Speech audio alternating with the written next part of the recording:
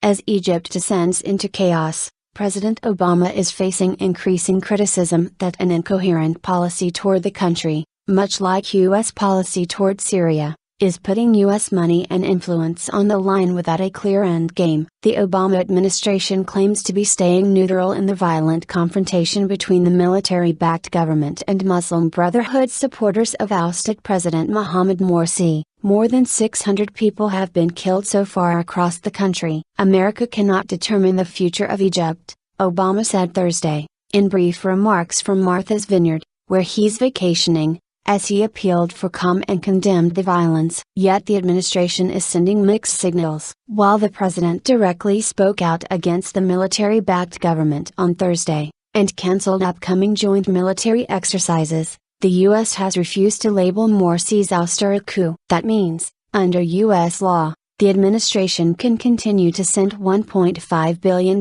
in annual aid to the Egyptian government. The mixed signals raise concern that the U.S. is simply breeding distrust on both sides. The argument in favor of aid is that it helps secure U.S. influence in Cairo, which is critical not only to Mideast stability but also the security of U.S. ally Israel. Yet the crackdown this week showed U.S. influence with the Egyptian military is waning, analysts warned. A wave of phone calls from top administration officials to their counterparts in Cairo, as well as an unconventional delegation of U.S. lawmakers to the country, did not quell the unrest. While President Obama condemns the violence in Egypt, his administration continues to send billions of taxpayer dollars to help pay for it, Sen. Rand Paul, Archie, said in a statement on Thursday. John Bolton, former U.S. ambassador to the UN under the George W. Bush administration, called the current policy completely incoherent. You can't have your press secretary say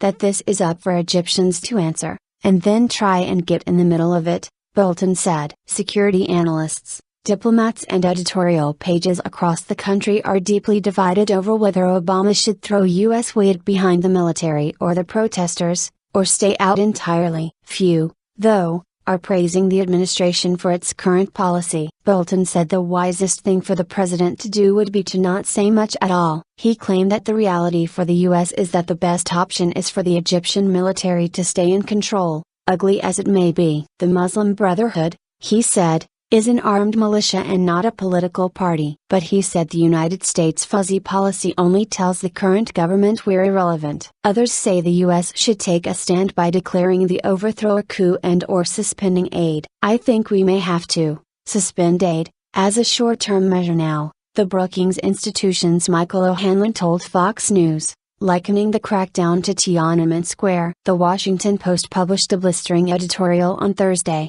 accusing the administration of being complicit in the interim government's crackdown. Dela Baruhak, a policy analyst with the Cato Institute, told FoxNews.com that the equivocating over whether to call the overthrow a coup is truly embarrassing. He said it's evident the U.S. has no leverage, and the fact is we are taking sides by sending them this aid money. Barak Barfi, a research fellow at the New America Foundation, said a big problem is the amount of aid the U.S. sends simply isn't enough to buy that much influence anymore. $1 billion does not buy as much as it could in 1980, he told Fox News. Yet, Barfi said, if the U.S. suspends the aid, the move would be used by the generals to stoke an anti-foreign backlash and consolidate support for itself. The U.S. has struggled to articulate its position as the situation became increasingly dire in the aftermath of Morsi's ouster. Pressed earlier this month by a reporter to explain the U.S. stance on whether the ouster was a coup, State Department spokeswoman Jen Psaki said,